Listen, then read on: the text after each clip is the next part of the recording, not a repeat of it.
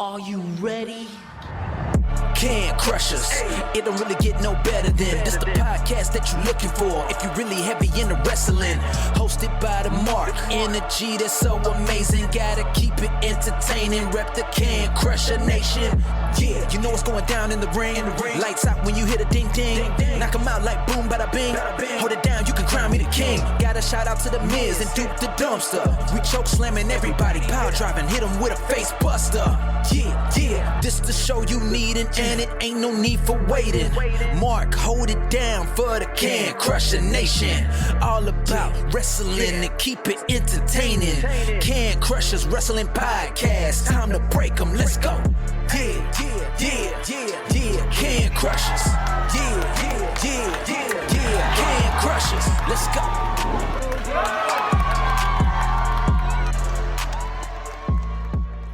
And welcome back to another Can Crushers Wrestling Podcast show. It is going to be a trios match. No, it's not. No, it's not. It's not going to be a trios podcast. Because somebody. I'm Mark the Mark, and joining me because we had an AEW pay-per-view is Cody and Drake. Hey. Three in a row. I appreciate you inviting me on. I was looking forward to a trios match, but alas, that's not going to happen. It's just me and you again. Yeah. We'll just keep running it back, I guess. I'm telling you, Cody, I really don't think he buys the pay-per-views. He just waits for us to react, and he's like, oh my god, that was awesome. It's lining up that way, Mark. I know that was our thought process last pay-per-view, but man, 3 in a row, it keeps happening. I know. I don't know. I know. Shout out to Jenks. He is not working this week, but he gets a little extra special time. And I don't know why I put special time in there. A little extra time. That sounds weird. A little extra time with his girlfriend over the weekend. They shotgun plans to get married. No, to have a picnic or something with the family. More family has come in, so he's like, hey, I have to excuse myself. And I'm like, all right. No, I'm like, dude, I understand. Yeah, we'll go have fun, man. We always say, between you guys on the 40-year dash or, us here or whatever, family first, right, Cody? Absolutely. I almost called you Jenks for no apparent reason. No, family definitely first, and I'm just happy for him and hope he has a good time. Yeah, I agree. Yeah. He actually... It would be nice to do a podcast with him, though. It would be pretty cool to do a wrestling podcast with him one time. Maybe. What is the next one? All In, I think, right in September. Yeah, but that one, it actually is when he's scheduled to work. I already know his work schedule. Like, he's scheduled to work that day, so... I think that's probably right. Yeah, one day we'll get there. Maybe we'll record it right after the pay-per-view. Yeah, we could do that. And then we can really see if he buys it, Mark, or is he just waiting for our updates and follow it on Twitter. So we'll really see then. That's a good idea. But. Yeah, so we'll have to do it at like 3 o'clock in the morning. I will call off work that day.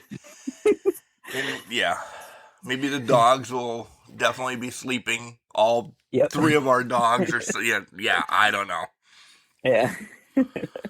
Cody, it was a crazy week in wrestling. Me and you will cover AEW. I'll say get the hell out of here, and I'll cover I'll cover Money in the Bank, which happened last night. But I got to tell you, Cody, I have been on cloud 9. I'm going to Deathmatch Wrestling. I don't know if anybody's heard. I'm going to see God of War. God of Death. Not God of War is a video game, isn't it? Yeah, right. I think that's it. Yeah. Gears of War. I don't know. I don't play those things, but yeah, I'm excited for you, man. You've been talking it up the last couple of weeks, and did you figure out what weapon you're going to use yet? I hope none, because that means they're going to come back and retaliate after me. Okay. I hope I get to create something cool. I really don't know what. He might just give me a peanut butter sandwich and say, here, put a thumbtack in it because you're an idiot. I don't know. I'm imagining he's not going to give me something noteworthy, like a 2x4 with like drill bits or something that could really, I don't know. He probably thinks this simpleton ham and egger over here isn't going to do it. Here's a pool noodle and scotch tape. Do something with that. Could see that. Is that going to be on pay-per-view at all, or like any streaming thing we can watch on along with you? It's not going to be live on IWTV. Okay. Usually IWTV, when they record it there, it's usually like a month after by the time they put it up. But yeah, it will be on IWTV. And maybe, just maybe, if I ask them, if I get to do something, I can say, hey, can I at least put this on Facebook? But that's all, I don't know. That's all in the works. I got to get to Indianapolis first. So That's right. Yeah. I've never been there. Have you been there before? I've been around it. Literally, like, I can see it miles away, but I've never been to Indianapolis. Yeah, I my last job, I called on like Indiana for work, and they're the nicest people. They didn't hang up on me on the phone like I'm used to. So I have nothing but good things to say about the city of Indiana. They're very pleasant. So I'm sure you're going to have a great time, even though you're going to go see death match wrestling. So maybe that's where they bring out their aggression, is they're watching that. But true. Kelly was going to go with me, and then things got kind of tangled at work because we were going to try to find, damn it, I watched it set. Do you watch Stranger Things? I only watched the first season. I fell out of it. Okay. Yeah. Where Hoskins, Indiana is out there. So Kelly wanted to, maybe if we were close, swing through that. And Okay. I'm like, okay, I don't really think, spoiler alert, if you have not watched the remainder of season 5, I was telling her, Kelly, I don't think it's on fire. So we're not going to go there and save a fire. I know that it was just released on the first, and I don't know if we're going to go see a fire, but she's like, I know, you idiot, but I at least want to see, what this is all about. I'm like, oh, okay. I don't know why she stays with me. I really don't. Like, she gets a Purple Heart. She should be an angel. She should all of this Definitely stuff. Definitely a saint, right? Yeah. Maybe she's gullible. Oh God, she's gonna hear that. She's gullible. Oh no. You need to edit that part out before she listens. No, I'll keep it in because that'll be the first. I'm gullible, really? Yeah, that's first reaction for sure. Yeah. But yeah, that sounds like a good trip, man. I'm excited. That's next week, right? Yeah, I leave. I leave Friday. I'm off work Friday because the show starts at 7:00. But of course, he's like, you can get here at 4 and come in. Cool. Yes. Gonna do that. Yep, absolutely. So I'll be in Indiana by 2-ish because that's just my nature to roam around, find my B&B and all that. Yeah. Oh, that's awesome, man. Excited for you. So guys, if you haven't listened, go back and listen to last week's Spotlight. It is the Spotlight with Gary Emmett, and it's essentially called God of Death. Yeah, listen to it. We get into some of the people that are going to be there. But if you know Death Match Wrestling, Necro Butcher, Mickey Knuckles, Schwartzy, Otis Koger, JJ Escobar. Yeah, some of the big ones are there, and some may be riding on a horse on the way out, essentially. Not that you think there's going to be a real horse there. No, I'm using analogies without saying that some people may be retiring. Gotcha. Okay. Yeah. I wasn't going to say retiring in case they decided not to, but... Right. You never know in wrestling, right? Right. Yeah. That's right. Cody, I want to say something to you because... Okay. And this is from the bottom of my heart because I started something this week, and it's because of what you and your ragtag team over at a 40-year dash...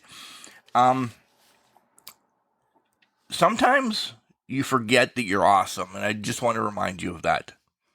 Why I say that, I started journaling on the 1st. Okay. So I only have 2 in. I do them right before bed and everything. Yeah. And I stole this idea from you. In 2 days, I already see mental and just getting pen to paper, and I'm using the same app you do. Day 1-ish. Yep. Day 1, and the things that you can do, I'm not paying for it. I'm using the free one. You too? Yep, same here. Yeah. Yep, same here. Yep. But there's still so much that you can do with the free one, and it's cool. And I write down my thoughts, and I really just stole everything that you're doing. I kind of give myself 3 goals to work towards. Yeah. My first one, 2 out of 3 I got in the goals that I got done. not bad for my first go around. That's right. Yeah. Have stuff set up today. Kind of leaning towards, I have an interview later on tonight, and I want to learn something about her. I'm linking it to my day because I know it's coming up, but I don't want to say do a good podcast. Well, I do great podcasts. I know that. No, I'm kidding. Right? Not something generic, something that you can actually measure against if you did it, right? Yeah. So I'm in the same boat when I set out my goals for 3 each day too. Yeah. So that's that quote, and I try to find a quote that is going to lead me to the next day. So that one, knowing that you were coming on and Jenks was going to, pick berries and have a picnic today. That one was geared towards you. That we all don't hear it once in a while, and it could be, I could have came on and said you're awesome like Miz does, but no, you need it once in a while from somebody you don't expect it from. And I'm not patting myself on the back, but you don't know in the last even months of trying to things that we've done and everything, you've helped a lot mentally for me. So thank you. You're awesome. Well, I appreciate that, Mark. I'm glad at least one of our dozens and dozens of listeners took something away from my podcast last week. So yeah, I appreciate that, and thank you for the kind of words. You're awesome too. It's nice that we rekindled our friendship over the last year and a half now, and you definitely helped me along the way too. And I'm glad you found some gratitude and some. Getting rid of those thoughts and writing them down on your phone instead of pen to paper, right? But yeah, I can't write worth a shit, so I'm definitely not writing. I'm the same boat. Like I write cards for my wife's birthday last week. Like, luckily she can read my stuff, but like anyone else cannot. So, I'm glad you found something that's helping you. Stick with it, and hopefully you'll see results. Adding up on top of that.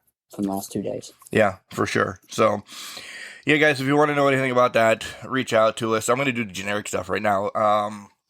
We can help you out. I'll direct you towards the 40-year dash. It's all over Spotify and Instagram and iHeart and Twitter. And you can find the 40-year dash. The same place right next to Can Crushers on all the podcasting hosts. It's almost like I drank already today. This is an early podcast. Normally, early, yeah. So maybe you are. So I'm not or something. No, I have Gatorade in front of me right now. Cockles are not ready, but I like these early ones because it gives you more of the day to go. That's right. Yeah, I'm with you. But please listen to us. Add to the dozens and dozens of listeners that we have. Maybe you'll learn something like Mark did. Dozens. Maybe you'll learn something. Not from Moochie's podcast, but maybe Jenks and I, you'll learn something. So for sure, I can't wait for his update. I can't wait. Yeah, he's going to do it next Sunday. Yeah, is he though? Oh yeah. Yeah, he'll get a goal done 5 minutes before the show. Yep, that's right. Yeah, that's exactly his motto.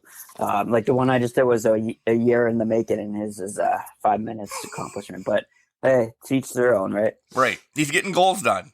He is. Yeah, he's knocking them down. So yeah, please come on over if you want to listen to some 30-year-olds just ramble on and try to make their life better. Yeah, it really does help you guys. If you know them too, it really helps because you know each one's personality and the stupidism, that's not a word, but they bring to the podcast. So yeah, make sure you head over there. Yeah, perfect. All right.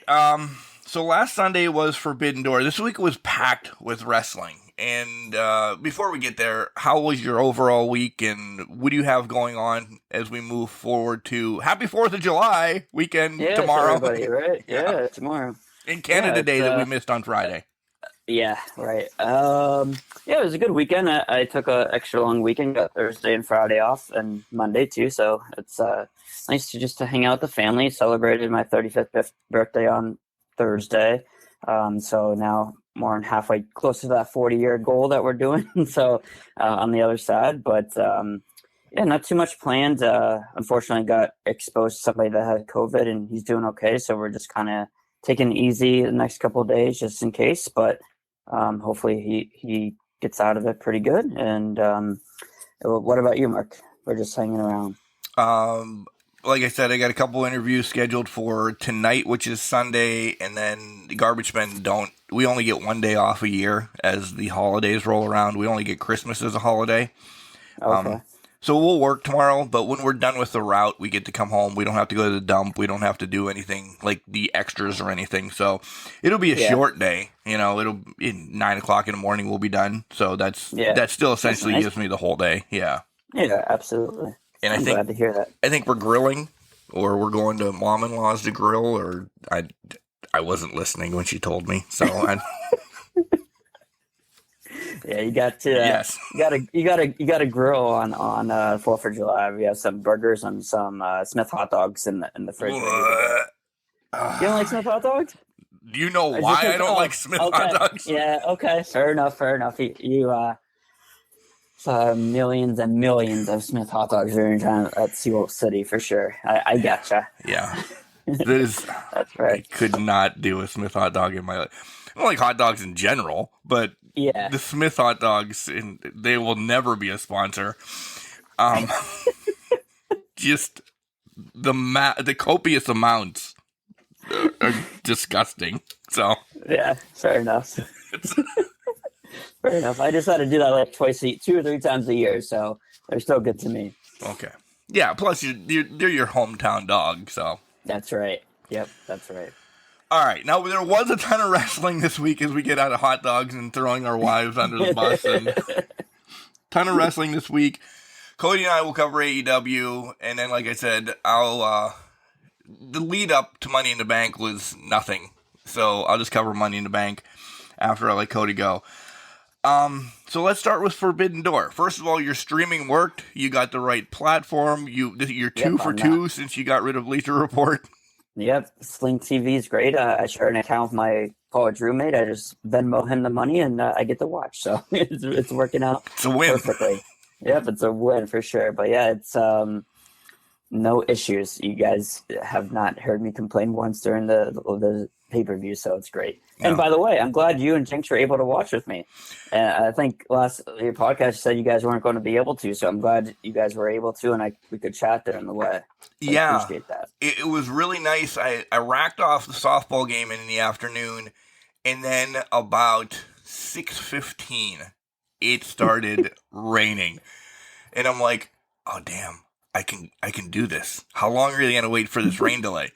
So they look like John Fry or Coleman looking on the radar, and they're like, this isn't going to leave for 45 minutes. Some of these teams aren't, local. Yeah. Maybe we should just get them on their way so they don't have to play at 9 o'clock at night. I'm like, yeah, I think that's a great idea. I think it's a great Me and Luke Bryan are singing rain is a good thing, let's do this. They're like, yeah, we're going to move the game to tomorrow. I'm like, all right. I don't think they told the teams, and I was already out of the parking lot. I'm like, holy shit, I can get home and watch Forbidden Door live. So I run in the door, literally leave like the radio stuff in my car until after Forbidden Door, because I'm hitting watch, because I know it was recording. And by the way, it did record. For all those who want to know, you can record pay-per-view. Okay. Yeah. And it stayed until Wednesday before it dipped off. I was always worried about, and then boom, it just left. So I got home. I got home in time actually to watch the pre-show, the kickoff, the buy-in, whatever the hell they both call them something stupid. The buy, nothing big on that. It was kind of back and forth. QT and Aaron Solo took on Goatee and Hashi. Hell of a start. Lots of strong moves. New Japan wins, as we essentially knew. We thought QT was going solo in this, Jenks and I. So we figured New Japan was going to win. Yeah. A match unannounced was Nick Comoroto and Archer. Okay. Did Archer lose again? No. I didn't See, and that's the same thing I thought. I'm like, well, they're going to give Comoroto the win because they're both AEW people. I didn't know if, Archer has links to New Japan. They gave Archer the semi-quick win. Your boys, Swerve and Lee, took on Desperado and Kanemaru. They call him Whiskey Face because Kanemaru comes out with a bottle of whiskey. And I'm like, oh shit. And then he just drinks it and spits it in people's faces like Muda. I'm like, all right. Swerve and Lee get the win, which they needed. They've been on this topsy-turvy thing, whatever. But Hobbs and Stark came out from a box and were yelling at him, setting up, that match that we all expect. Yeah. And then Max Caster and the Gun Club took on the New Japan Doji, which are the trainers and everything. So that was set up for them to win, and they did from the get-go. But the Ass Boys just left in the middle of the match. So this started that whole separation that, again, will lead to Wednesday. We'll probably dive in a little bit more about it. But we knew. Yeah. You knew it was coming. Everybody knew it was coming.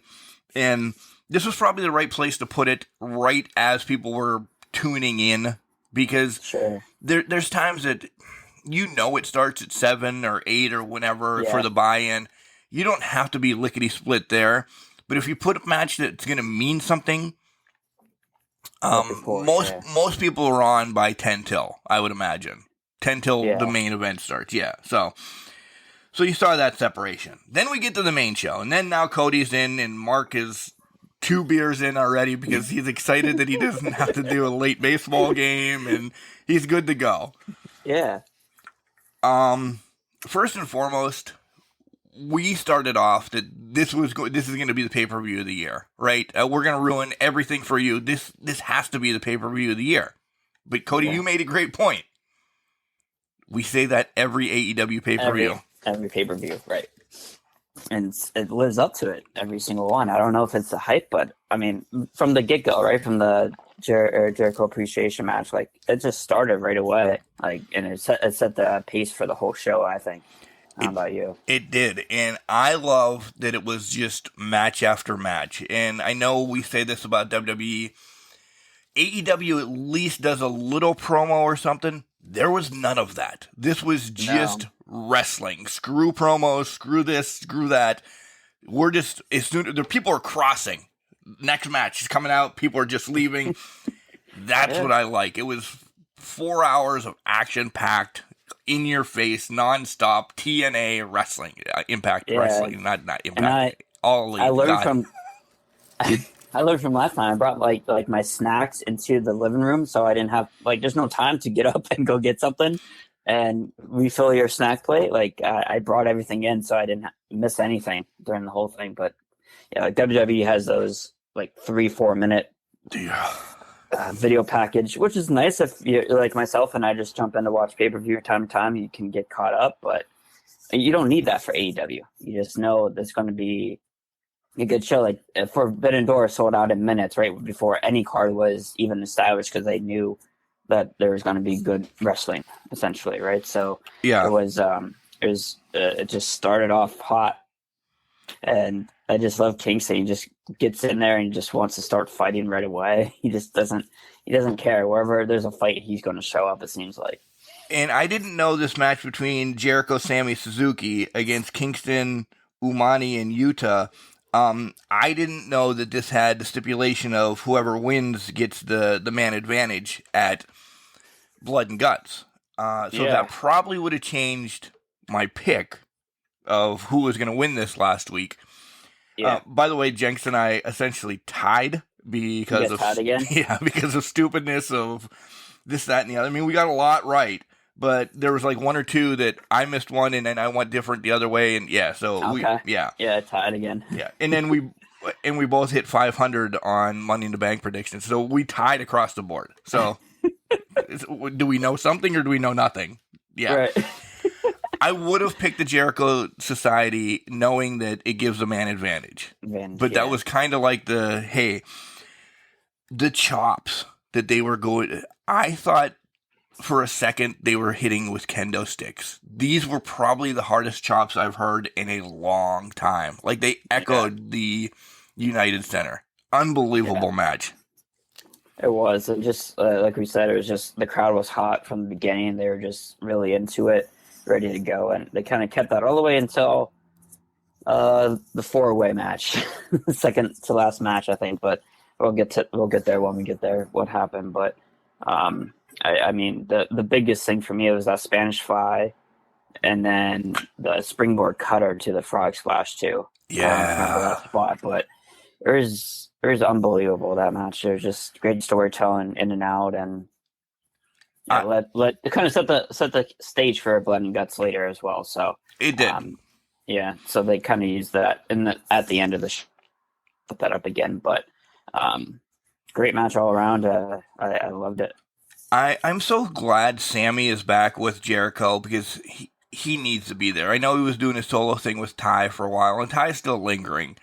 But Sammy, he doesn't need Jericho. It's just they're two peas in a pod. Sammy to me is essentially my man crush again. He can't do wrong. Yeah, I love everything he does, even in losses. And we'll talk about that. We're leading everything to Blood and Guts essentially. Even in losses, he's poetic in the ring. Like he is my number one right now. Even though he doesn't talk, so MJF's still my number one. But you know what I mean, right? Yeah. Yeah. He's.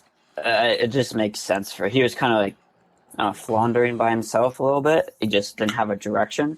So it's nice that he goes back with them, and I'm sure there would be another story along the way of him, one of those two breaking up with him again, and set it up for something else down the line. But yeah, I think he's just a perfect fit for him. Next matchup is the Tag Team Trios match, which we were going to have a Trios podcast, but somebody dropped the ball on that. FTR against Roppongi Vice against Cobb and Great-O-Khan. And the three of us were in awe of the match, but we're like, oh no. That elbow Dax separated his shoulder, I heard. And I'm like, how are they going to get FTR the win? Because we wanted them to get the win. Yeah. Maybe it wasn't in the books that they were going to get the win or whatever. We didn't know, but we're like, FTR needs this. And Jenks has already given them Tag Team of the Year and singles and solos and every crushie that you probably can give them. But Dax bounces back and comes back, and they improv so well, I think, in this match, because Dax is a huge part of FTR. I know Cash is there too, but I think Dax is, to me, when you think of FTR, you think of Dax first. Yes, agreed. Especially since he's had that singles run recently too, and all 4.5 matches and stuff like that too. He's nuts. But yeah, the pop. I think it was. A work or no, I'm sorry, shoot, but I don't know, man. He definitely came back bandaged up, and he was fine on Wednesday too, it looked like. But man, the pop that when he came back, obviously, like you said, he's like the heart and soul of FTR and of the tag division. So I think people were happy that he came back, and how Cash just made it by himself, tagging in other team members other teams when he needed a break, because he knew if he was still in there, he lost, so just gave a break and allowed them to fight. It was great. I'm kind of with Jenks. I definitely think they're the best tag team of the year so far. Oh, I agree. They have 3 tag team championships, so how can they not? Right, maybe a 4th one coming in September. We'll see. But I also wrote down the tag that Cash did on the boot of the frog split. They're just do the little details, Mark, that are just crazy. No one else is at their level, in my opinion, for tag team wrestling, and I'm glad that they got the win. And I wasn't too impressed with Cobb and Khan. I don't know about you. I guess we've seen them before in Dynamite, right? But I don't know. They weren't my favorite tag team that they could have had in this match, right? For them. I think Cobb is a better solo wrestler. I've seen him at a super indie at IWC. I've seen, he popped up on just regular shows for IWC. The stuff that he can do for a big man, you put him as Bam Bam or Vader. He can move like that. I think having him in a tag team hinders him a little bit, and hopefully now that they lost the titles, he can, take off in his solo career again and just, rip stuff up. Yeah. Roppongi Vice is the one. I'm on them and I'm off them sometimes. I don't know. I thought they were just in the match to be in the match. That was a team that I was like, I would have been all right if the other two just went at it. Yeah. Yeah, I'm with you. They're the good wrestlers. Don't get me wrong. Oh yeah, yeah. It was FTR's match to lose, right? I just think I think it's going to set up for the Young Bucks for them for all the gold. Like that's what I would do. Me too. Yeah. Yeah, just have them. What is it? Third match? I think that would be. It would be. For all the gold would be a crazy good match in a couple months. But yeah, I love the match. I'm sure they're great. I'm sure we're gonna book FTR to win that all the time. I would hope so. Yeah. And then you can break up and do whatever. But yeah. Juice Robinson made an appearance up in the booth as well. So he was there, but I thought he'd come into play later. Spoiler: he does not. Then we get to the All Atlantic Championship. I don't remember who you had. I don't know if you told Jenks or whatever. We both. Where did I have it? I wrote it down, but I didn't write it down. I was pulling for Miro. Oh yeah, we all had Miro. Yeah. Yeah. And I like what they did. Clearly, there's going to be a battle between Pac and Miro. This was a great match. This was unbelievable. And yes. Clark Griswold impressed the hell out of me. I forget what Clark's last name was, but Connor, I think. Yeah, I just wrote down Connor. So you have the first name, I got the last name. Okay. But yeah, he was really good. He was. I've down here that power slam he did. I don't know if you remember that. Yeah. Spot. That was really good. As good as I don't know, probably not as good as Orton's, but it's up there. It was definitely enjoyable. He really impressed me. He was just thrown in there last minute too. So it was definitely an impressive match, and not the highlight of the match, but something we all were texting about. It was like the dad on the phone. Thank you. You're just looking at his phone the whole time when the table was being placed right on this kid. And the kid is just looking at the table, not moving your kid, the father of the year. I know he'll make another appearance later too. But you're just honest. Like, I don't get it. What he's doing. Who was it? The table. Was it Malachi that then yelled, "Get out of the way"? Yeah. He was not paying attention at all. I am glad that Pac won though. I've been a fan of his from Aaron Neville, or not Aaron Neville. Aaron Neville, the country singer. Adrian Neville, days before he lost his first name. So I'm with like that. And I don't know if you listen to other wrestling podcasts, but Tony Khan was on the Masked Man podcast, and he said the title is going to be defended all across the world, which is awesome because Pac is back in UK for a couple weeks, and he's actually defending it tonight, or maybe next weekend. So that's pretty cool too. That it's a traveling belt that he can go Atlantic to fight as well. Yeah, I agree. I love that aspect of it. I did hear that. I didn't hear it on that podcast, but I heard that from Tony Khan. So he's essentially the right one to have this title right now, and I've been a fan. This is going to be horrible. When Neville got hurt in the Jericho match, that's kind of when I became a Neville fan. I never liked him in the WWE because look what he does compared to when he was Neville, the man with no air or soul or whatever the hell they called him. Yeah. He's better as the bastard. He really is. I love him now. I think we were just all on the Miro hype of he's coming back. This is a good title for him, and I believe he will have it in time. But your first one makes sense now that we sit back and look at it and say Pac because of what we just said, that he can defend it everywhere to make it a noteworthy title, that it's not just Mark's wrestling title that only gets defended on Saturdays in June 3:00, Yeah. And it's nice because I didn't realize that he comes over here for 2 weeks and it leaves for 2 weeks. I guess I'd never paid attention that closely of his schedule, but it makes sense now. He can go over there, be with his family, but still wrestle meaningful matches, which is awesome. I'm really impressed with that match. Pac was great. Connor, I need to look a little bit more on him because he definitely was probably the most impressive for the match for me, at least. Yeah. I wrote, that's going to be tough to beat. Wow. Yes. Uh, Yep.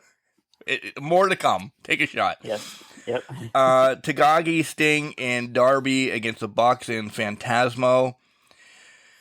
Cody, I love Tony Schiavone. He's probably been one of my favorites since, NWA 605 on TBS. He's been one of my favorites. He's gotta stop with this is Sting. No shit. Yeah. It's cool when he made a return that he did it, and maybe every once in a while do it when he's just a surprise coming out or something. We knew he was in the match. Right. We don't, because this one was actually forced too, because the two ring announcers had already announced that Sting's coming out, and Tony was just trying to find a spot. Stop. It doesn't need to be in all the time. I guess we didn't know he was coming out, though, if you remember, right? Like, he didn't show up, then he jumped off the top. Maybe that's what he's going with, but I'm with you. Yeah, but it's pick your time here and there. And also, did you realize, I don't know if you remember what they were talking about during the match, but somehow it came up that Tony has pierced nipples. So maybe... Right? I don't know where their tangent went off on, but how it got to that point. The nipple twisters there. Yeah, I don't remember who did them, but I put nipple pinch, yeah. Yeah, but we learned about Tony. But Sting is just crazy. It was 63, I think I looked up. Right. 63, 64, jumping off that top. And he didn't do this in his glory. Right, I think you mentioned that you had like hot packs on, playing on the couch. What, 45, right? 45, and, I'm laying on my couch with Icy Hot wrapped around my back. And I pulled my back at 34, picking up my son. Like, there's something wrong with us compared to him. He's a different breed, but keep rolling. I love, that he's not in every match, too. He's not just throwing away stuff. It's big moments and doing big things and helping out the younger talent, too. And I guess I don't understand the back rack or rake thing. I don't know if you understand that? Is that from Bullet Club back in the day in New Japan? Is that what that's from? I believe so. I mean, okay. I don't know wholeheartly, but I believe so, yeah. Yeah, okay. I was just confused by that spot, but the crowd loved it, so I figured some callback that I was not aware of. But another good match. Match after match, again, great matches. Taz mentioned, first of all, Jinx and I were talking about stupid moves last week, and he brought up the Big Show's punch that he had, and I kind of referenced it to Ronnie Garvin, his hands of stone. And it's funny that Taz makes reference to Ronnie Garvin during this match. And I'm like, you gotta be fucking kidding me. Nobody has talked about Ronnie Garvin in 20 plus years. And all of a sudden we bring him up on the show, and now Taz is going to mention Ronnie Garvin's name on a freaking pay-per-view. Yeah. Come on. We hear you. We hear you stealing our stuff. Literally. Yeah, that was remarkable to hear that tying it back, because I listened to podcasts right before, and that was very weird. But yeah, they're definitely listening or something, right? Yeah. We get another fireball to the face from Jericho. All right. Cool. He's a wizard. I didn't know where this was leading, but I guess it's going to lead to more. Yep. Then we get the AEW Women's Championship, Rosa and Tony. And this is a strong style match for both women. Like, Rosa's usually technical and flying around, but she really brought it with Tony. This is going to sound horrible. We knew. I knew. Like, Jenks was really thinking, it's Tony time. I didn't see them changing this title on a pay-per-view that wasn't focused on the women.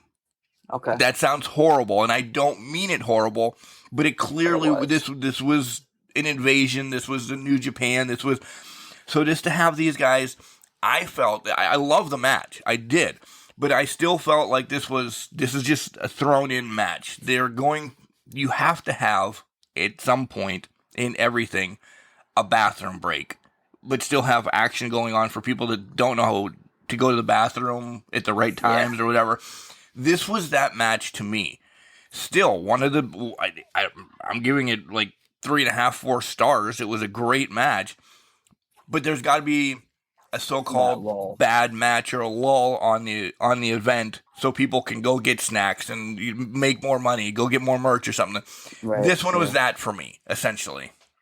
That's fair. Yeah, and I like you said, I enjoyed it. One of my favorite Thunder Rosa match recently. So I'm a big fan of Toni Storm too. But yeah, I don't know. I thought it was Tony's time, but what you said makes complete sense to me too, Mark. So yeah, I just wonder who's going to take it off her in the future. So that's hopefully maybe they keep this Toni Storm thing rolling because I enjoyed that presence. I think she definitely belongs in that main event too. She does, and I'm not knocking saying it's not going to be Toni. Because, again, as we lead to Wednesday, more things happen. And we lead to Friday, more things happen. Essentially, yes. I believe it. I do now believe it will be Toni. And then we get other people that are higher on the echelon. Then both of them come back into the picture and get a title back or something. Yeah. The IWGP US Championship. Orange Cassidy against Will Ospreay. And this may be some people's first time seeing Will Ospreay wrestle. He's brilliant. He is unbelievable. I didn't know if this match was going to be all goofy or all serious. It was a nice mixture of both. I enjoyed the hell out of this. The spots and everything. My favorite match of the night. I was not expecting that to be my favorite match of the night, but it clearly was. I mean, I guess I watched Will Ospreay just during his lead up to Forbidden Door. I didn't really see him in singles action, so it was nice to see that. And man, he, like you said, wrote down here, super talented. He was unbelievable. he gets everything. He knows everything. He does everything right. And Orange Cassidy, I think I sent you and Jenks a link that you guys can talk about in the future. But like, he is definitely pound for pound like the strongest, best wrestler.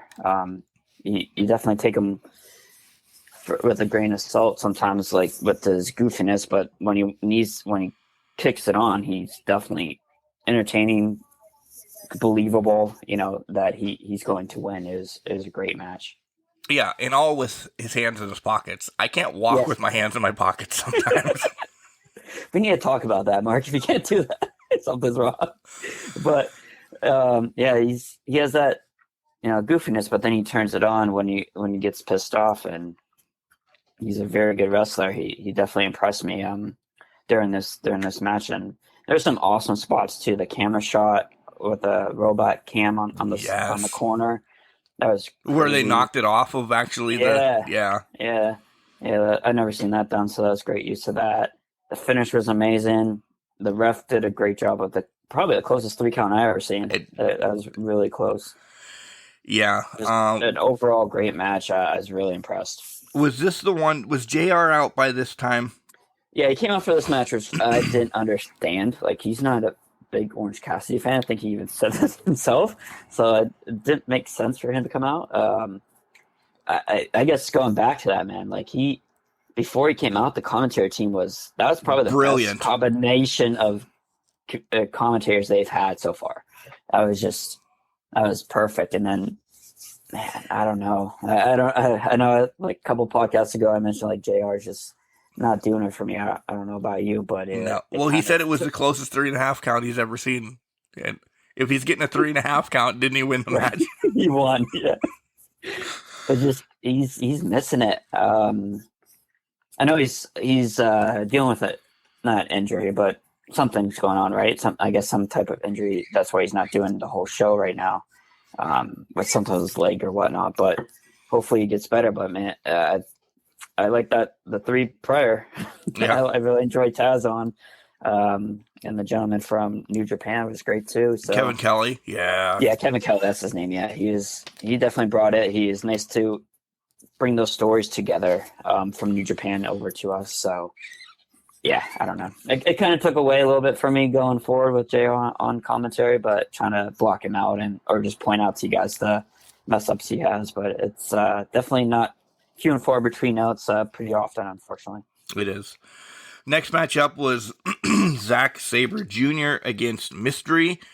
Mm-hmm. And when Claudio came out, that place went bananas. Unbelievable. And Cody, I really wish he would have done his finisher and match be over and just let him stand in the ring for 5 minutes. The match was great. But just to have him, that presence coming right in and destroys Sabre Jr., it doesn't look good for Sabre Jr. in America. And if you don't know him, you don't know what he can do. You're like, who was this schlub that Claudio just crushed? Beat up. But yeah, that set a tone then instantly. We're like, holy moly. It was a great first match. Yeah, it rolls over to the end of the show and Wednesday too. Like, they're building up to be a star. I think I texted in a group, like, I've been a fan of him since he looked like he was wearing like lifeguard stuff. Come out of like Baywatch. Right. I've always been fascinated with him. Just whatever reason, it just didn't work in WWE, and now he's being positioned as a big star. And you could tell he really loved it, and he appreciated it and was kind of taken back by it too. But he looks way better shape, which is crazy to say. Like, he was already in great shape. I don't know what he did in the last 3 months, but he looks like he can go and he's ready to go. And him walking up the steps with one arm carrying Sabre Jr., not holding on, that was impressive. And I think I also put it down here, the giant swing. It didn't have the zoom in and out cam, so I didn't know what to do. You appreciate it. Yeah. I didn't get dizzy. I didn't feel nauseous. So it was kind of cool to see it that way. I thought after he carried him into the ring, no-handedly, I thought we were going to get the torture rack spin that he does then too. Yeah, where he does. Yeah. Yeah. The airplane thing, right? Like, he puts him on there and it twirls him around, just lets him fall off. That was insane. That's an insane spot too. But I'm just happy he's in AEW. That's who I thought it was going to be, is him or Johnny Gargano. I think both of you were speculating that too. But I'm glad it was Claudio, because he does fit perfectly into the Blackpool Combat Club. Yeah, and I think it leads to so many feuds. Nobody wants the BCC to break up yet, but it could lead to amazing matches down the line. I don't remember why I wrote this, but why was Remsburg heated so much in this match? Because I put Remsburg as heated, and I don't remember what he did. Really? Yeah. I was just listening to podcasts that they go way back. Shikara. Shikara. Yeah. Yeah. I guess they're best buds from that. So maybe you're just trying to rib them a little bit. I'm not sure. Okay. But yeah, I think they're just best buds from back then. Okay. IWGP Heavyweight Championship, Jay White, Adam Cole, Okada, and Hangman Page. This match didn't start until the crowd let it start. Yep. Because this was my match of the night. Yeah, there may have been a glitch here, and the ending was a little wonky. That happens in a fight, though, right? I know we go back and forth about, oh my God, do you believe that? And I hate the word botch, but do you believe that botch happened? They rolled with everything. Like, if you and Jenks were fighting, Jenks might swing at you and miss and fall down, and you're going to kick him, and he's going to get back up, and he's going to punch you again. Right? It happens. These were 4 professionals that made it happen. There's going to be, I don't know, there's got to be a hell of a match for me not to pick this as my match of the year. Okay. Match of the year. Wow. Okay. I enjoyed the Will Ospreay match better, as I mentioned, but this is probably my second or third. I just am a big mark for Claudio, so I enjoyed that one too. But yeah, it was a great match. Like we said, just a weird finish. I think we all texted in our group chat about that. They just came out of nowhere, but now we know why that happened. And again, Mark, they had that super kick to moonsault spot. That I don't know how they get it right every time. Like, it's live. I can understand if they show that on editing and they can put a foot to the face and everything. And Paige gets it every time. And of course, it's usually Cole and Paige that do it because they have the history of, ROH Young and to now and everything. It just, when it hits, his neck goes inside out. I don't know if it hurts, but it looks like it would kill me. It'd have to hurt, yeah. Yeah, the average person probably, right? Definitely snap something. 45-year-old doing it, yeah. Yeah. It was a great match. I love all four of them. That's the first time I actually watched Jay White. I've never really watched any of his stuff before. Definitely impressed with him. He's the whole package. Yeah. And you can see why they trust him with the title over there, and hopefully we get something down the line too.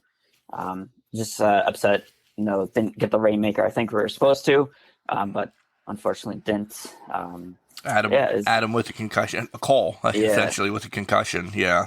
Yeah, I think he just knew he was already out. He just dropped and had to finish it, and he's just gonna be out for a while. He's already working hurt, so just take that time. Hopefully, he gets better and comes back with a vengeance too. But yeah, it was a great match. Got to watch more Jay White for sure in the future for myself. Another shout out, Jay White and Adam Cole were actually in the same Super Indie tournament at IWC. So props to them for getting people when they were young. If you want to watch that Super Indie had Jay White, Adam Cole, Mike Orlando, Jonathan Gresham, and this was they spent the money. Go to IWC Network, and it's $9.99 a month. You can watch all their stuff. There you go, Justin. There's a prop for you. But it's kind of like the WWE. Remember when they had the network $9.99? They did it so many times. Yeah, just every 5 seconds. Yeah, but yeah, that was the first time I saw Jay White, and I'm like, holy moly! It's before that he went over to New Japan. So I want to say it was 16, maybe. Okay, maybe 15 or 16. Check it out. Yeah, it was a great, probably the greatest Super Indie I've ever seen. Yeah, and Adam Cole ended up winning it. It was right after he left ROH in the 2 months before he was heading to NXT. So yeah. Okay.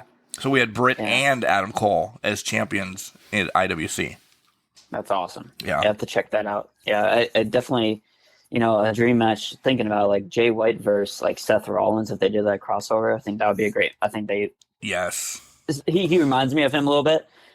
So like that would be a really awesome match. But yeah, I definitely need to check out more of him because I'm a big fan of Seth Rollins as well. So.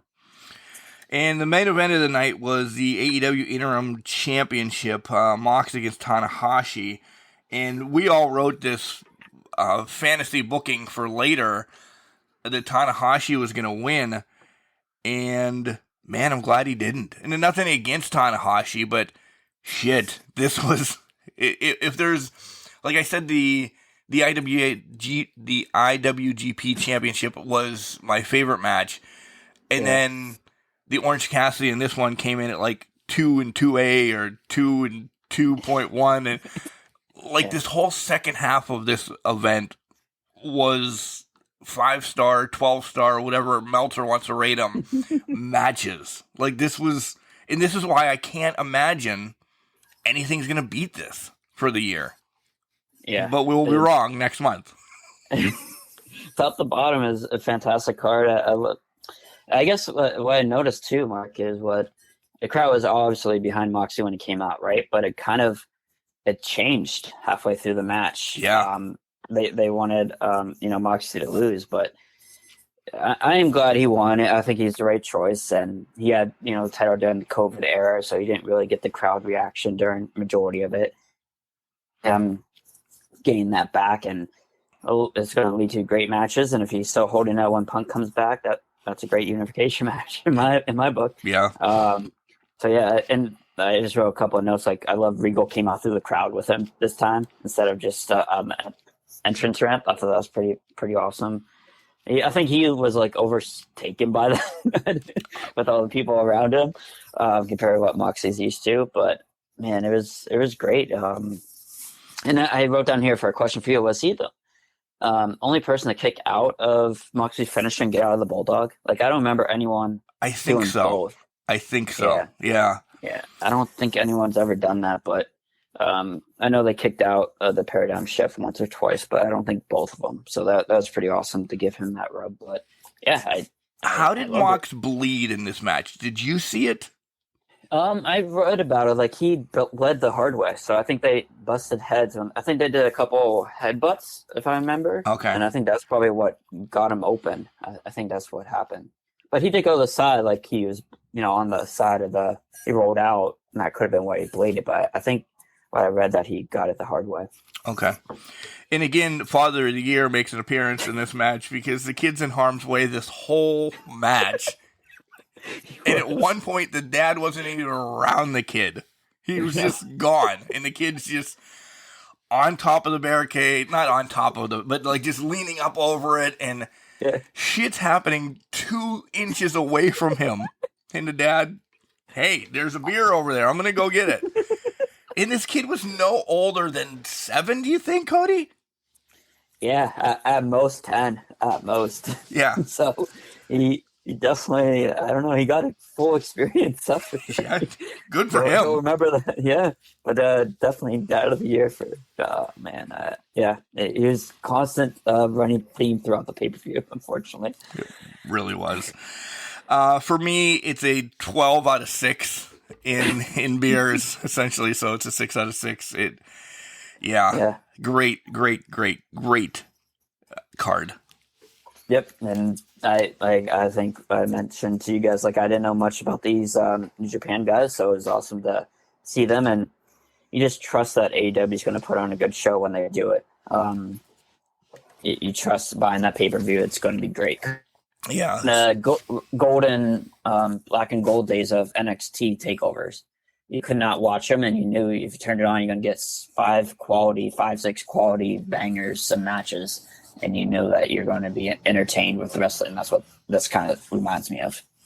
So the question has come up, is there going to be Forbidden Door 2? Does Japan get it next time? I think it would only be right if all AEW has a truck over there and give them, I mean, it's still going to be on pay-per-view. You can still watch it. We may be watching it at like 2 o'clock in the morning or what the time difference or however they're going to start it.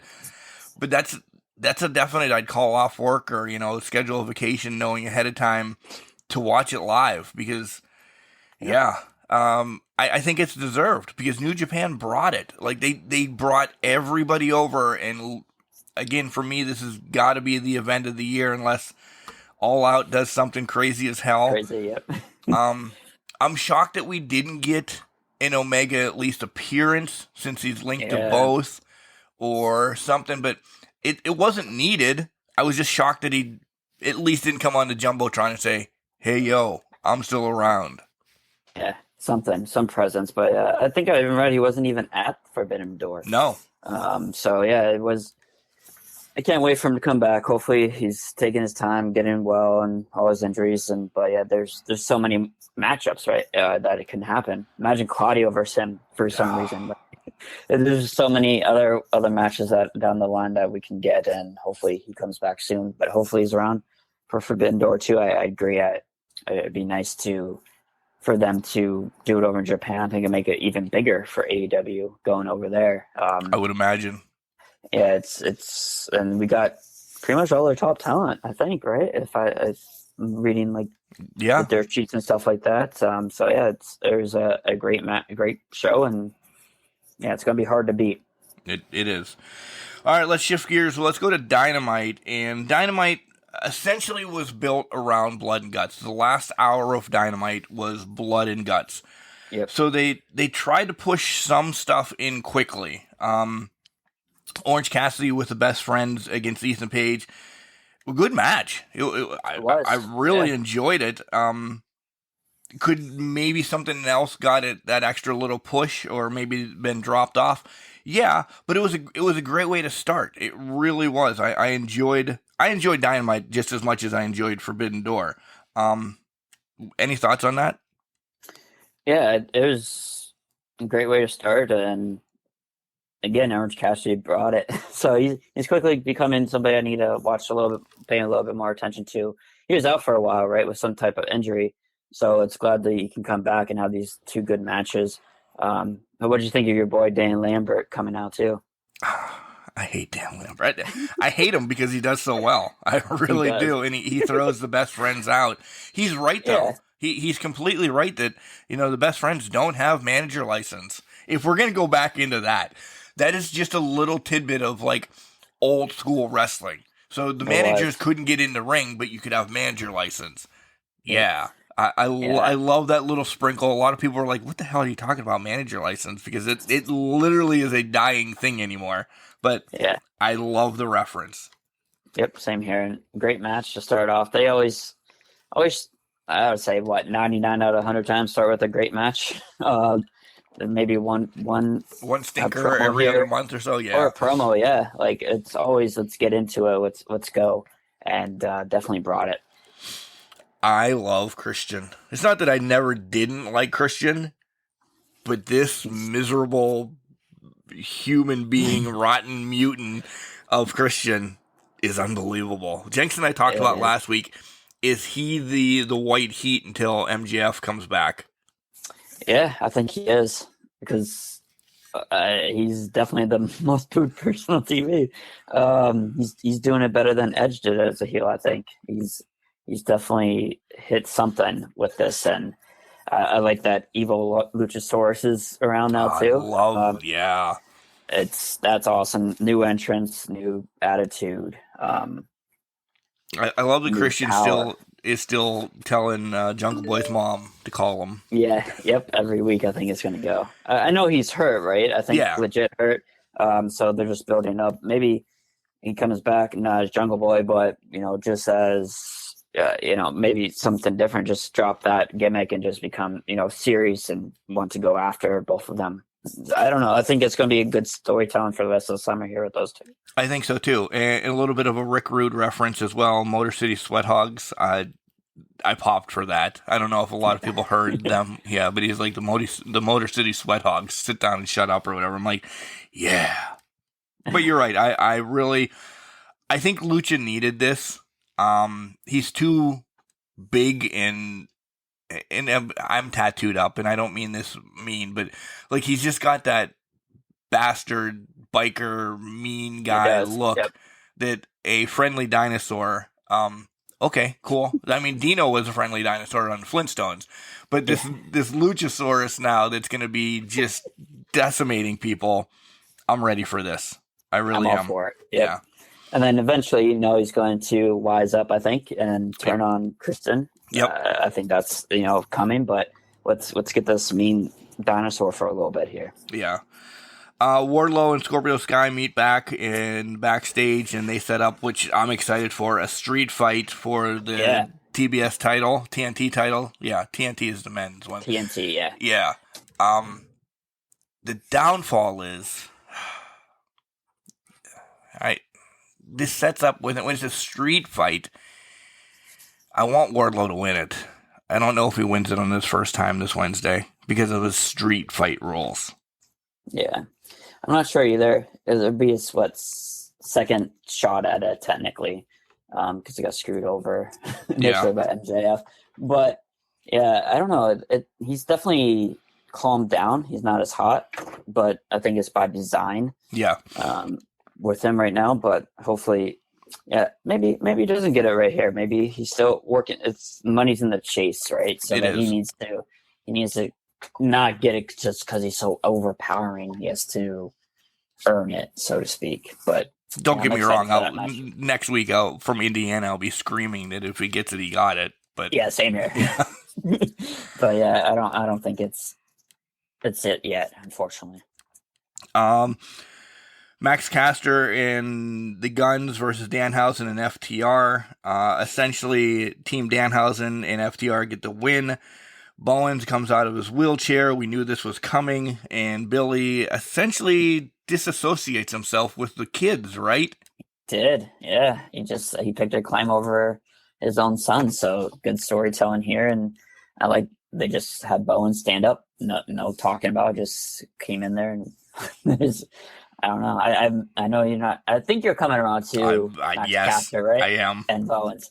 Yeah, he had a really good podcast. I think it was Jericho's podcast. Bowens was on, and he has a really cool story of his being gay, right? I think right. The right way of saying it. But he is a great story, and big fan of him, and the Clean. I'm a big fan of Matt Caster. Not day one-ish, but See? early on. Earlier than me. That's right. Yeah, I'm a big fan. So I'm excited for this angle. It gives them something to do, a new story to tell, and see what Billy Gunn does here. We're looking for more baddies, and I think we may have found one. Jade may not appreciate it as she beat the shit out of Layla Gray in a quick match, and then Statlander and Athena come out because they call them lazy, and then all of a sudden Layla, out of nowhere, is shaking hands with Stokely. Yep. I really hope Red Velvet comes back around. I don't know. There's an injury, but there's a lot of AEW originals, as they're calling them. Like, contracts are coming up. Mm-hmm. Velvet's probably close to that. And I hope there's not a lot of hate or anything. I don't want to say I hope she's hurt, like bad or anything, but I hope it is just an injury that's keeping her out and she does trickle back in. Red Velvet's one that I've really waved the flag on. I love her. But Layla Gray stepping up. I'm glad. I hope she gets a shot. I've seen some of her stuff recently on a couple of things. She's good. She is good. And she fits. She's got, and I mean it nice. Don't bring hate to me. She's got that bitch mode that fits her and Kira and Jade. I think more than Red Velvet, because Red Velvet, she's got to go back to Straight Out of Your Mama's Kitchen. Like, that's her thing, right? Yeah, I like that just a little bit. The camera got right on Stokely, right, and Gray, just to show that really quickly before it happened. And good on Excalibur, like just picking that up right away. Knew what to say, knew what the story was going to be, and had an explanation to it. But yeah, obviously, Jade wasn't very happy of it yet. Wasn't sold with her, but again, another story to tell, and I don't know which one of those two are going to get that match first. I don't. Statlander and Ember, or not Ember, but Athena. I don't know which one's going to get that first match, but one of those two might be the person that takes it off her. I don't know. I really don't know. My thoughts are Stat gets it first and loses and makes it 40-0 or something, and then when she's going for 4, I don't know what number she's at. I'm just throwing numbers out there, and then I think the next one, after Jade kind of lays waste to Statlander a little bit, Athena comes back out and she's like, "All right, you've beaten up my whole crew, you bitch. It's my turn now." And I think that's where I think money is on Athena to win this. I really do. Too. Yeah. Yeah, she's said, and yeah, I loved her. I loved her as Ember. I waved Ember's flag, and then I thought, the up and downs of WWE to NXT and this and going to main event, and I don't think she was injured, but they never gave her a spot then when she was ready to come back. Right. Then the whole second half of the show is blood and guts. Can we get into everything that happened? No, that would be a podcast within itself.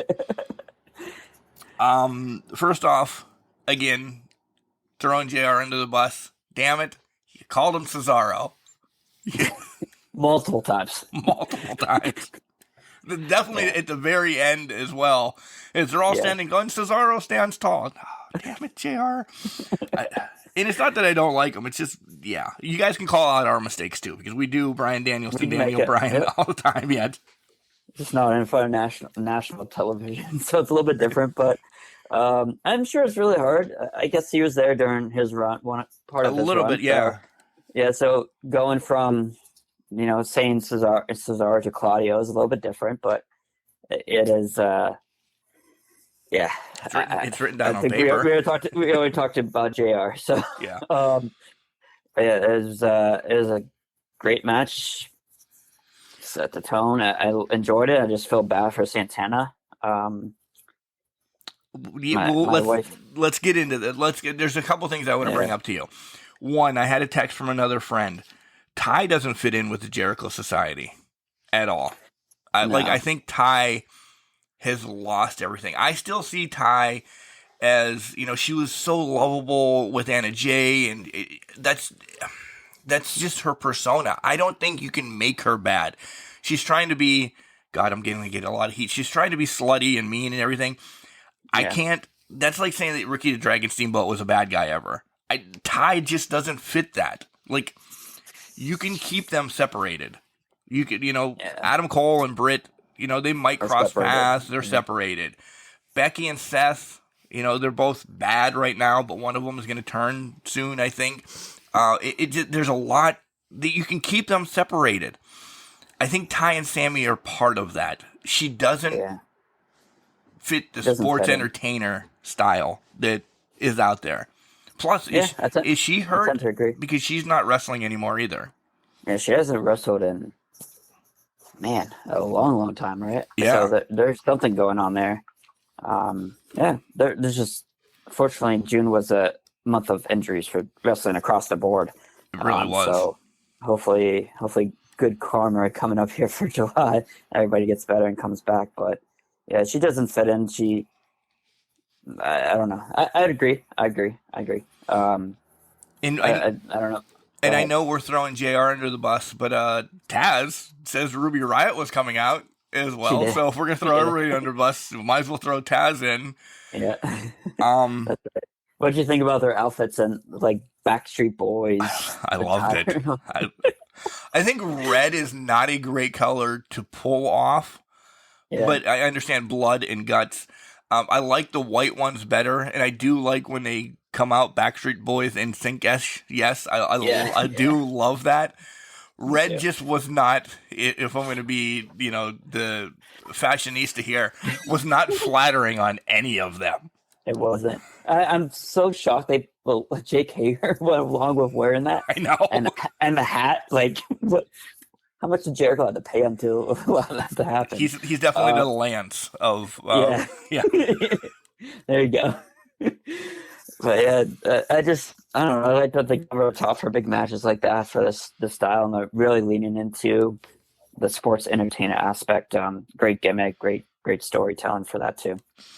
As you mentioned about Santana, in the last week or so, him and I guess Ortiz has had a beef. His contract's coming up. So I saw that, yeah. So that kind of leads because Santana didn't join them at the top of the cage, injury, whatever, after they all win. I'm sad because this was my tag team that I wanted to have the AEW Tag Team Championships for the longest time. Yeah. Writing's on the wall, they're never getting it.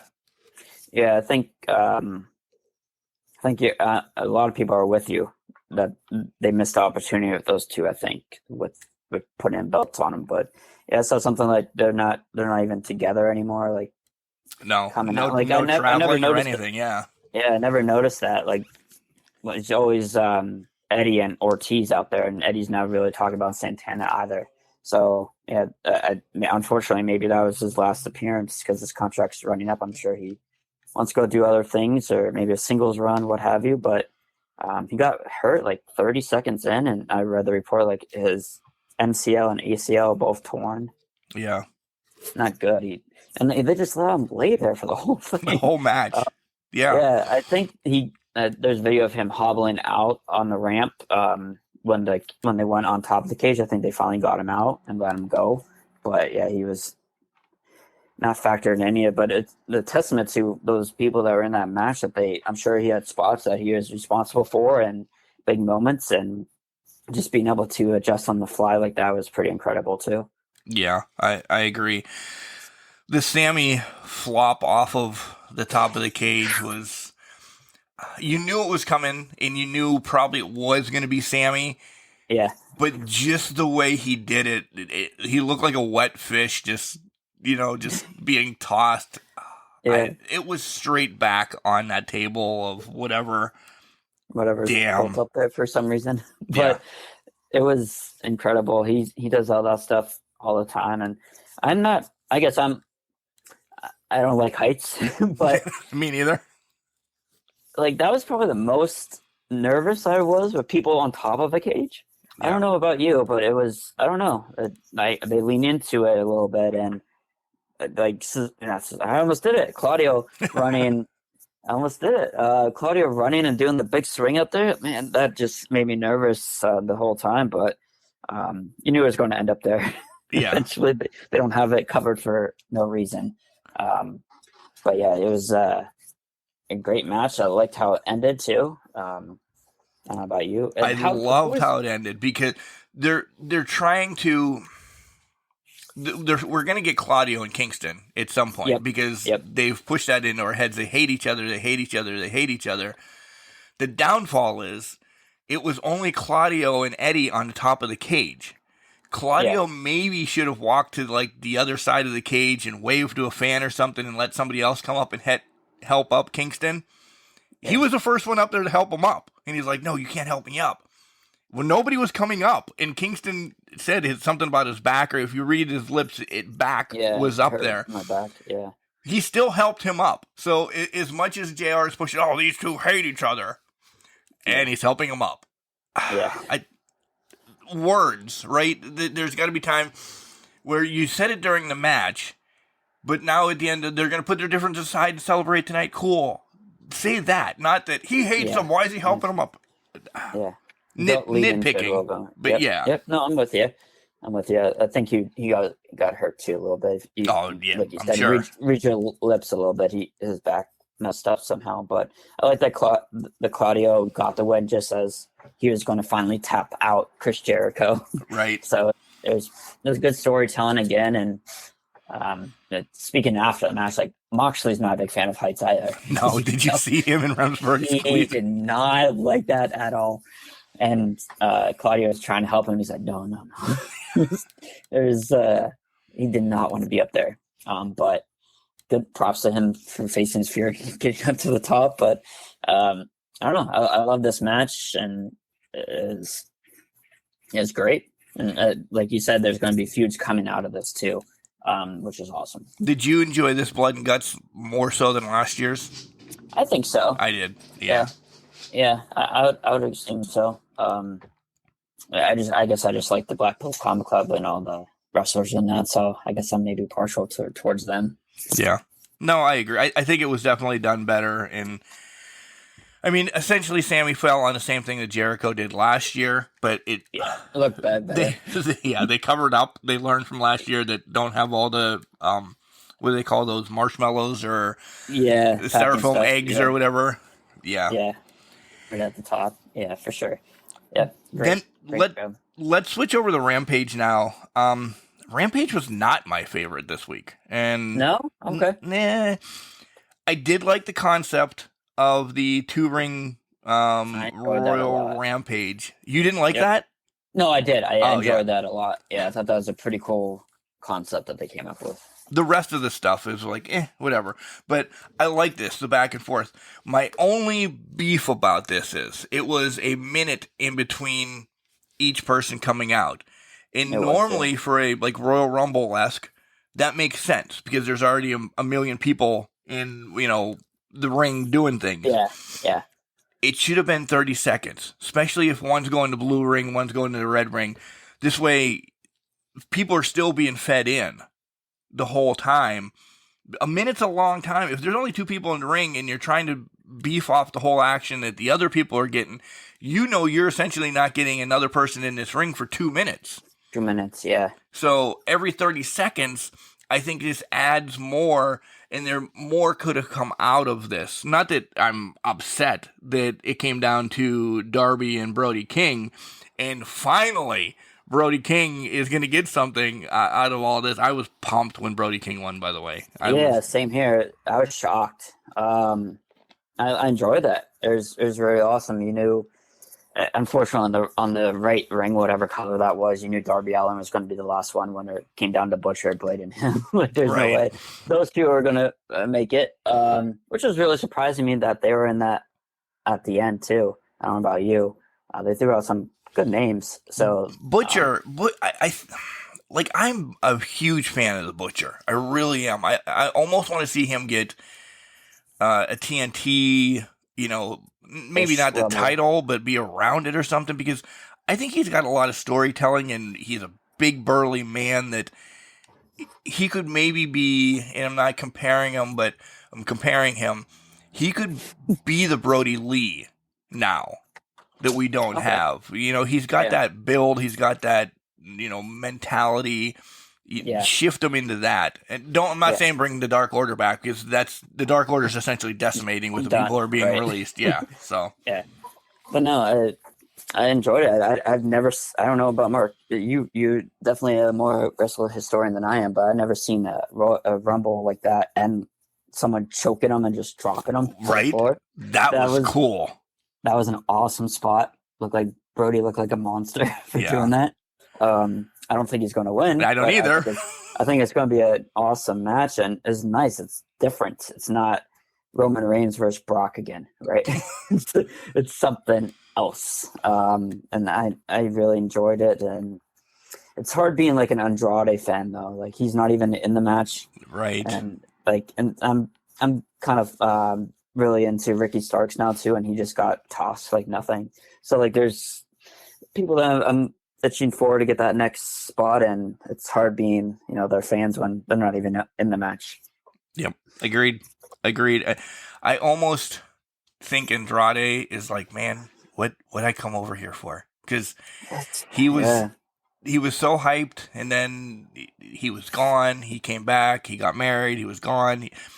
I really want something from him, and maybe he's in the plans for the whole ROH stuff soon. Maybe with Roosh being around. I don't know, but yeah, we just know what he has, and he just he's both talented.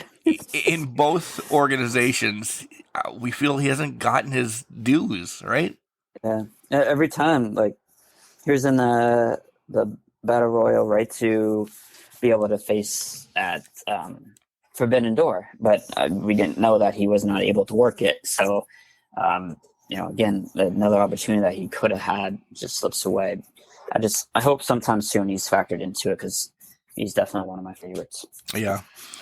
Hook's eating chips, and we find out that Hook's ready to fight anybody again, essentially. Yeah. Whatever. It was just we get Goatee and Hashi against the Young Bucks, and, Young Bucks get the win. They weren't featured on anything recently, so, again, Goatee and Hashi have not picked up any wins. This was at all. Thanks for coming over. Yep. The writing was on the wall to this one that the Bucks were going to get the win. Plus, it's setting up. It's setting up. I think so too. Just build them back up a little bit, get a lot of wins, and then eventually have that collision course with FTR. Yeah. Then the main event is Toni Storm against Nyla Rose, and I missed the finish. I did, so I can't tell you who won, so you can help me with that. But essentially, I don't know. You don't know either. I fell asleep, so I'm in the same boat as you. Okay, good. Yeah. I think Nyla got the win then, because Rosa had to come out to make the save, and her and Toni shake hands. This is Nyla's number one contender, essentially. Storm has dropped down to 3, I believe, as we're looking at the rankings, but this is still Rose Storm. They're still setting up Rose Storm again to run it back. Yeah. That's it. I'm full for it. Yeah. I mean, it wasn't the best rampage, but I really enjoyed that concept. I think hopefully that's a tradition that they do with Blood and Guts. They have that rampage, that agreed that Royal that they had. Just another cool thing that they do. Agreed. I think it's a great opportunity to get the who's next, the Steel Goldberg thing, because then anybody never would have thought Moxley was going to be defending the championship against Brody King. Never. Yeah, I want to see it, though. I do want to see it. Big time. Didn't know that you wanted to see that match. Yeah. So that's what they do well. They know who is going to be good dance partners and who could have that hype with it, too. Yeah. And as you said, we know Brody's not winning. And if he does, awesome. Wow. Yeah. Where are we going with this? Cool. But we need people fed to Moxley until Punk comes back. Essentially. Do you think Moxley loses before Punk? Only way is that if MJF comes back. That's the only thing I can see. But I think they're holding that off for when Punk unifies them. I don't know. Like it's exciting that there's so many different stories that they can tell. Like they could lean into the BCC versus House of Black now too. I don't think they've had a run through of them yet, so it'd be nice to tie those two together during this feud as well. Agreed. Who wouldn't want to see? Right. Well, Daniel's out, so Danielson's out, but yeah, Claudio, but Claudio, Mox, and Yuta, right? Against yeah, let's sign up. Let's do it. Let's do it. All right, Cody. Anything else you want to bring up? Did you see anything hot and pressing that, since we didn't talk about breaking news, we talked about nothing at the beginning? Mark getting in trouble because he called his wife gullible? I forgot about that. But no, nothing really. Just maybe I just need to tell Jinx how to buy a pay-per-view next time. So hopefully he can join us as well. How about we splitsies next time? Okay, yeah. Let's do that. Splitsies for him so he can actually watch an AEW pay-per-view instead of reading whatever Twitter's sending him or Reddit or whatever. Yep, I think that's a good plan for sure. Bum. He's such a bum. Jenks, we love you. We hope your picnic as well. Yeah, and I'll be back on in end of September. Right. When you have to quote unquote work. So I'll talk to you guys then. If not before. So we're gonna schedule you on for All Out because we might as well. Yeah, sure would be nice to have a trios podcast. Yep. One day we'll get there. You're like on the MLB channel or the NFL network. You know, you are. I'm gonna go talk to the correspondents from the Steelers or the the Jags or somebody. I'm gonna get him in. So you're my AEW correspondent now because Jenks only watches what's on TV apparently. Or is it a Ezekiel Elias thing here? We're both never on at the same time. That could be it too. Wow. You guys have beards. That's about it. Yeah. You're right. That's about it. Throwing it out there. You never know. You are the Ezekiel to Jenks' Elias. I love it. You're such an asshole.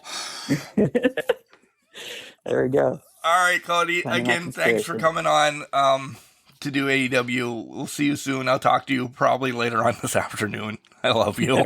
I love you too. Bye, buddy. Wrestling. A love and a passion we all share. I've started a wrestling brand. The wrestling brand. A brand founded on the aspects of wrestling. Two entities working together to create a product that connect emotionally for people everywhere. Collar and Elbow is the brand. Passion and love for wrestling is the drive. I am Al Snow, and this is Collar and Elbow, the wrestling brand.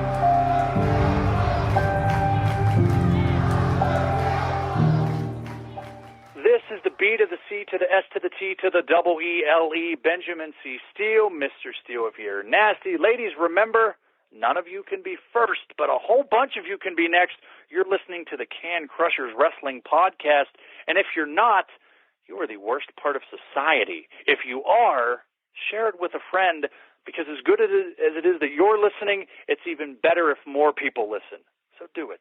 All right, folks, welcome back to Can Crushers Wrestling Podcast. Me going solo now to talk a little bit about Money in the Bank that happened last night. I want to shout out to Cody again from 40-Yard Dash to come on over and talk about AEW Forbidden Door in the week. His last spot of him and Jenks being Elias and Ezekiel got me. It really did. Essentially, let's talk about WWE in general. Raw, it started, Riddle got the last chance win, so now he slides into the Money in the Bank. I think that was a great move to keep Riddle around, even though he just lost to Roman, and as long as Roman ever has a title, Riddle can't challenge again. But if he gets Money in the Bank, it kind of supersedes everything. So there's a little bit of suspense right there. Still love what they're doing with Miz and AJ.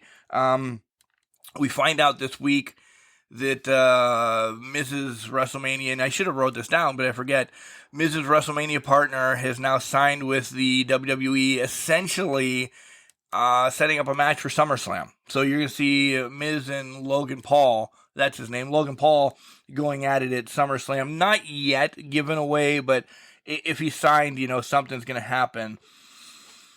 The Usos and the Street Profits do a singles match. I'm telling you guys, that break's coming. That break's coming, and if you watch Money in the Bank, which we're going to get to here quickly, you are going to see that Montez Ford, nothing against Dawkins, but Ford is going to have a solo run, and he's going to be showcased a lot. Cena and Theory matchup, meet up in the back, kind of talk, and then this brings out the Cenabration, is what I call it. Cena comes out, thanks everybody. This was actually touching. Yes. There was times that I'm like, oh my God, John Cena again. Cena comes out, thanks everybody, thanks everybody, thanks everybody, thanks everybody. And then essentially he's not sure when he's coming back, but he's going to come back. And I think this kind of got rid of my thoughts, at least, and maybe you can ask Jenks next week if he comes on, that the Cena Theory is not going to happen at SummerSlam, as we were continued to portray and say, this is going to be it. This is where Theory gets his next kind of like push to that next level by beating Cena. And then maybe Cena would have taken another break or something, but no, Cena's breaking now, and yeah, or we'll wait. Last chance for the women. This was Becky written all over it. To get her into this, and Jenks has pinpointed exactly how Becky is going. She makes it into the Money in the Bank, and then we'll talk about it when we get to the Money in the Bank. SmackDown, all of them on ladders. I don't know. Cody just said the same thing. Whatever. They were all on ladders. Then we get a battle royal to start the show. Corbin wins. That kind of some banter between him and Pat's left over.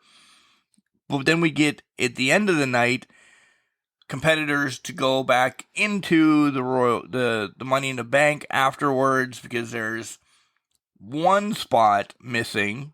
But essentially, if you've seen the graphic for Money in the Bank, there's always been one just lingering in the back. And people were speculative about who's it going to be, this, that, and the other. Is it a graphic mistake? I think they would have caught the graphic mistake for the weeks that they've had somebody that's lingering in the back. So if you've not watched Money in the Bank yet, I will ruin it here in a matter of minutes. What else do we have? Madcap gets the win in that, so he slides in. Man, I despise the Max Dupree Maximum Male Model thing. Massey and Mansois. Man, Eli Drake should just be laughing and collecting money right now. I don't think him leaving the NWA and going to NXT as LA Knight was good for him, but he's collected paychecks. This is even stupider in my eyes, but whatever. Massey and Mansois, man, this is going to take a lot to sell me on. A lot to sell me on. But let's get the Money in the Bank, because that's where we all are. All the ladders all over the place to start the show. We're set to go, and it's going to be the women's Money in the Bank right off the bat. I like that they gave Raquel they did it both times in the Money in the Bank matches, by the way. They gave the shine right off the bat to Raquel to show how powerful she is, and they made sure they referenced that maybe she started too much in this match, because then she was essentially taken out. She is back in some spots on the ladders and everything, but her main moments in this are really decimating people at the beginning of it. And I like that. I like that she's still a, air quotes, rookie, especially in this match, to maybe change her pace or something like that. So, yeah. All in all, Liv wins the battle on top of the ladder with Becky for the money in the Money in the Bank, and I had thoughts when she was going to cash it in. Complete surprise. But as you heard Cody earlier, I don't know if he said it on the podcast or not, Liv kind of coming down, smiling, happy, maybe a little tear in her eye because she knew what was to come. I thought it kind of gave it away. And to go back to what Jenk said, this is perfect writing.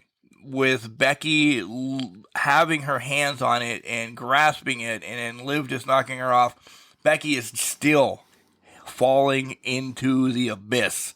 So maybe the big time Bex is leaving soon, and we're going to see something else coming back from Becky to say she's got to go back to her roots, and maybe it's the man, maybe the last kicker comes back out. I really hope it's the man that comes back out.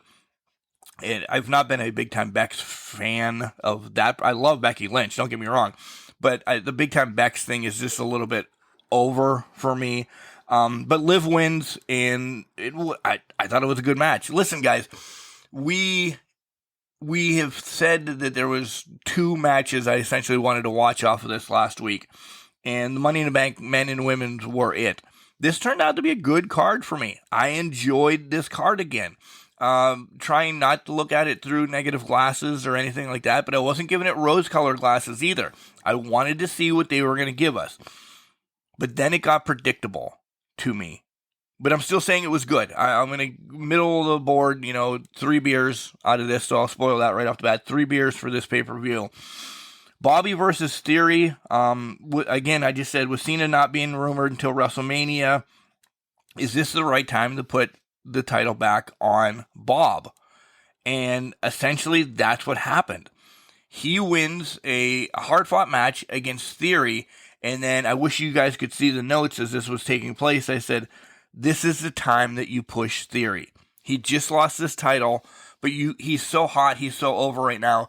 You get him in that upper echelon after you see that he did a great run, little run with this U.S. Championship, but he's over. He's hated. The heat. Some people love him. It's there. At one point, I was rooting for both of these guys to win this because I do love Theory. I would have loved to see him continue with his U.S. Championship for a while, but more to come on that later. Bob can carry this too. It gets Bob away from us speculating, is he going to go after Roman? Because we don't see the Universal Championship against the U.S. Championship like we did back in the NWA days, maybe unification of that. We don't see that anymore. The U.S. Championship's got his own contenders, this, that, and the other. So I was all right that Bob got this, but I said, I think Theory actually won the match because he's going to get pushed real quick. The Raw Women's Championship match, Bianca against Carmella. Bianca retains, okay? Again, as I said, Forbidden Door, if I'm going to say a match that I really didn't get behind, it was this one because I didn't see Carmella winning, but at the end of the match, she attacks Bianca. And I'm like, Liv's cashing in. Because Bianca was laid out for a while. I'm like, man, they're going to do a quick turnaround with this. I thought, holy schmolies, this is where we're going to run, and Liv's going to be the Raw champion, because that's essentially what she has been chasing, Liv. Winning that, give Bianca a break from carrying that division for a little bit, have her fight with maybe Carmella about something, continue to roll on with that. Didn't happen. We got no music, we got nothing. Bianca walks out, fine and dandy. Next matchup is for the Tag Team Championships, Usos against the Profits. To me, it started slow, but then it ended hot. Again, Montez Ford took me a while. He can change the gimmick and bring it around. Athletic superstar. He is going to be a player as well. I think Jenks mentioned it last week when we were talking about, or a couple weeks ago when we were talking about players to carry maybe in the future. Montez Ford is going to be one of them. The crazy stuff that he did in this match, he's just completely nuts. So, Usos get the win. Shoulder wasn't up, though, and they actually made sure to show you this. So, is this going to lead into more? Is this going to be another SummerSlam match? is this going to be maybe where Ford and Dawkins split because of all of this? We don't know. Speculation, I see the split coming sooner than later. It would be good, I think, if they do it at SummerSlam and have them break up there, because then they can carry the Usos and Street Profits to SummerSlam. It's always a great match. They always perform great together. And then in that null time until we get back around, wrap back around or whatever, Ford can then break up and, exponentially jump to U.S. title reign or something like that. And Dawkins, I don't know if I want to say Dawkins ends up being who is Otis's partner. Maybe he goes to the wayside. Maybe he trucks back down Tucker. Maybe he I don't know. Dawkins is athletic. He's a big man that can jump around as well. What can we do with Dawkins? I think they both need to break from being Street Profits and kind of get their own gimmick there. The KO promo was cool. Like, I almost thought KO was going to make a surprise appearance tonight, but he didn't. But what has everybody talking is the Bray Wyatt-esque vignette that popped in afterwards. Wyatt's being linked to it. Gabe Stevenson is being linked to it. And then one more. And I believe this one wholeheartedly. Edge has been off TV for a little bit since he's been kicked out of the Punishment Day, Judgment Day thing. If you look at the references that are all led in there, there's a gold medal, there's the Hardy's armbands, there's Latino Heat, there's a cross essentially, to me, representing Christian. I think this is a rebirth of Edge. We're going to see maybe a brutish Edge come back and start being seen, taken care of the Judgment Day, so we can close that storyline out. Yeah, to me, that had Edge written around it, because Wyatt, with the Hardys and Latino Heat, and even the gold medal, if you want to reference it back to Kurt Angle, doesn't make sense. That's my thoughts on that. Next up is the SmackDown Women's Championship. Nat against Ronda. Both did their finishers on each other. Both didn't get the finishers to work. Slow match. For me, probably the main part of this, not the match of the night for me. We get a knee injury with the air quotes on Ronda, so she cannot get finishers in. She's got to go to the ankle lock, and Nat taps, but Ronda is hurt. You see her limping. She doesn't get up. She's just there. And all of a sudden, surprise to me, Liv Morgan's music hits. And I'm like, oh my God. This is going to be the first woman to not cash in. They are going to do that to Liv. I never thought that Liv was going to be the one to beat Ronda. I thought we might get a returning Charlotte Flair come out and her and Ronda have kind of a stare down, setting up something for SummerSlam. We get no returns like that. We don't get the Bayley. We don't get the Charlotte. We get a title change. And that really shocked me. Unbelievably shocked me that she gets the title off of Ronda. Speculation now, I don't know, maybe just within the studio. Does Ronda take a break? Does Ronda leave again? Is she not happy with what's going on? All this is being talked about in the studio, and actually it's been on the internet as well, so it's got to be real. So what's going on? But I still thought, as Liv came out to cash in, Ronda got her in the ankle lock, and Liv was milliseconds away from tapping. I thought, yep, Liv's going to be the first woman not to win this title. Kind of like a donkey kick to the knee, and Ronda goes down, rolls up, 1, 2, 3, and Liv Morgan, your new SmackDown Women's Champion.